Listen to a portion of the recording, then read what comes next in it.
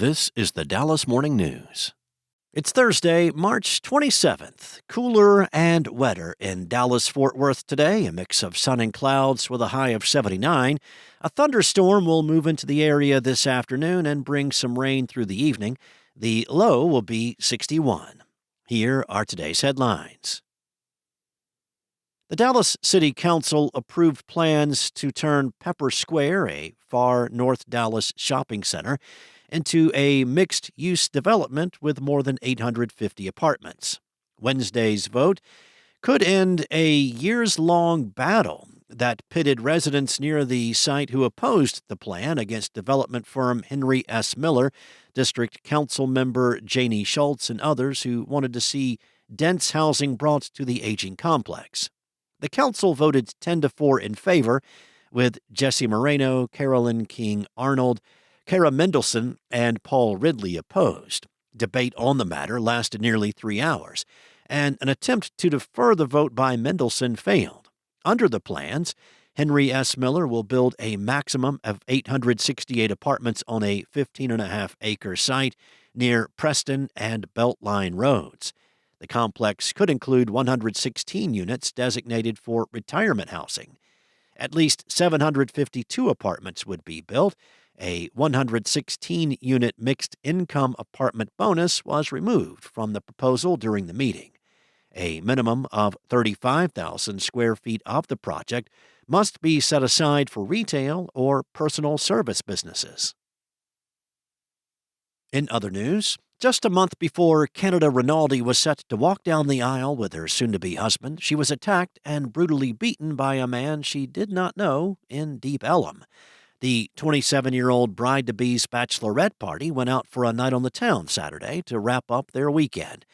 It was nearing 2 a.m., and Rinaldi and her group of 6 friends were leaving Cash Cow, a nightclub in Deep Ellum, and waiting for their Uber. When the Uber arrived, they were approached by an unidentified man sitting on the curb behind them, and that man struck Rinaldi in the face, knocking her unconscious. The women were just talking amongst themselves in the moments leading up to the attack, and they had no interactions with anyone around them beforehand. Dallas police are investigating the incident and looking to identify and find Rinaldi's attacker. The assault left Rinaldi with a concussion, 8 stitches in her forehead, a broken nose, 3 broken teeth, and over $10,000 in medical expenses, according to the GoFundMe account created to help her with medical expenses. Next up, federal officials depicted a startling account of racism and discrimination at a North Texas homeowners association.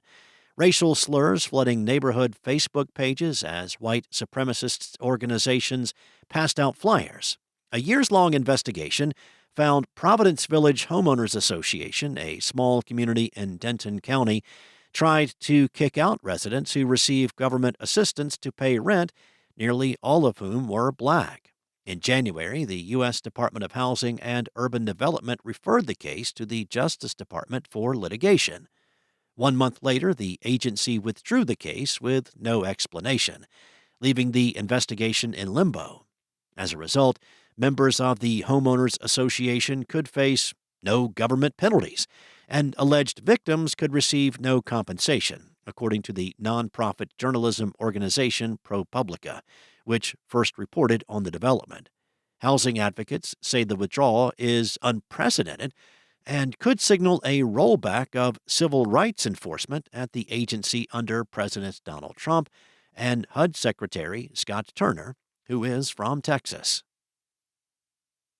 And it's opening day in Major League Baseball. The Texas Rangers get their 2025 campaign underway with a 4-game series against the Boston Red Sox.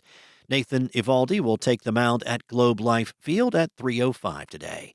It's important that the Rangers get to slugging right out of the gate, with a starting rotation down 2 starters and a bullpen that is likely to be running a shuttle of long relievers between Arlington and AAA Round Rock. The Rangers need the strength of their team to show up early, especially at home. Thanks for listening. For more on today's stories and the latest breaking news, visit dallasnews.com. Enjoy your day, and I'll be back tomorrow with more from the Dallas Morning News.